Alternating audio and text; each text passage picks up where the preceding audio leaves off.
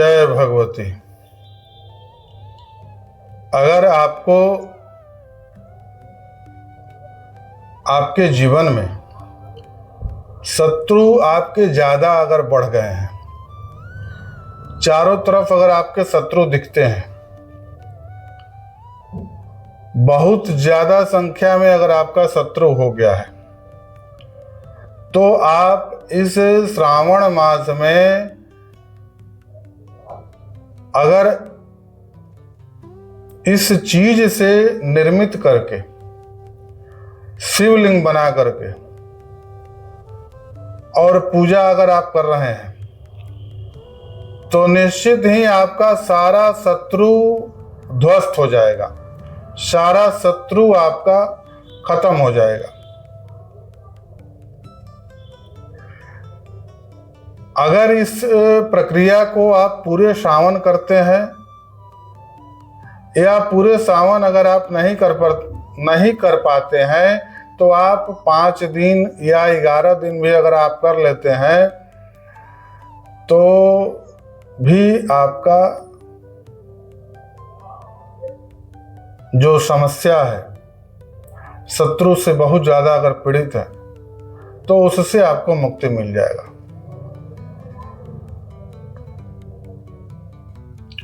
अब करना क्या है, कैसे बनाना है?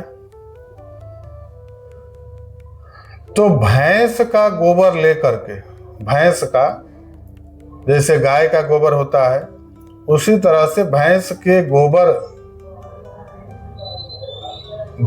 गोबर से शिवलिंग का निर्माण करना है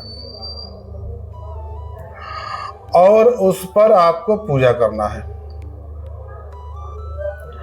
और उसमें आपको अगर इस चीज में और मजबूती देना चाहते हैं, तो आप उस शिवलिंग पर अक्षत फूल पूजन में जो बेलपत्र इत्यादि लगता है, वो सब के अलावे आप शिवलिंग पर पीला सरसों अर्पित करें और उस पर थोड़ा सा सरसों का तेल भी अर्पित कर दें।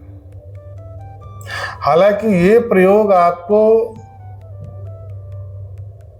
बहुत अगर ज्यादा परिस्थिति है बुरा, तभी करें, अन्यथा इसका नहीं करें प्रयोग, क्योंकि इस प्रयोग से दोष भी लगता है। तो बहुत ज्यादा अगर आपको परेशानी है, तब आप इसका प्रयोग करें। हाँ, आपको प्रयोग करने से पहले इस चीज का संकल्प लेना होगा कि हमारा अमुक शत्रु हमको परेशान कर रहा है, उसके लिए हम यह कार्य कर रहे हैं। और यह कार्य करने के बाद आपको करना क्या होगा कि वह जो आपने शिवलिंग निर्माण किया है, उसको पूजा के तुरंत बाद ले जाकर के आपको विसर्जन कर देना है, किसी नदी में या तालाब में। उस शिवलिंग को आपको घर में थोड़ा देर के लिए भी नहीं रखना, पूजन के बाद तुरंत हटा देना है।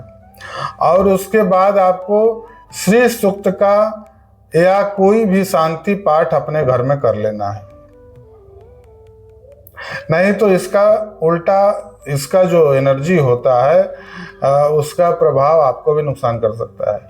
आप ये पूजा करने के बाद तुरंत आप, कभी कभी होता क्या है कि आप किसी दूसरे को नुकसान पहुंचाने के लिए अगर कोई प्रक्रिया करते हैं, तो उसका कुछ हिस्सा आपको भी परेशान करने लगता है।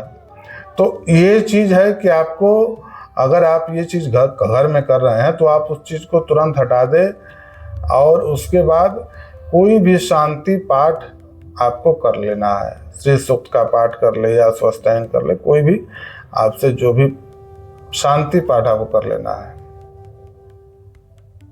ये करना अनिवार्य है, ताकि आपके घर में उसका प्रभाव नहीं रहे। और यह कार्य से निश्चित ही आपको शत्रु से मुक्ति मिल जाएगा।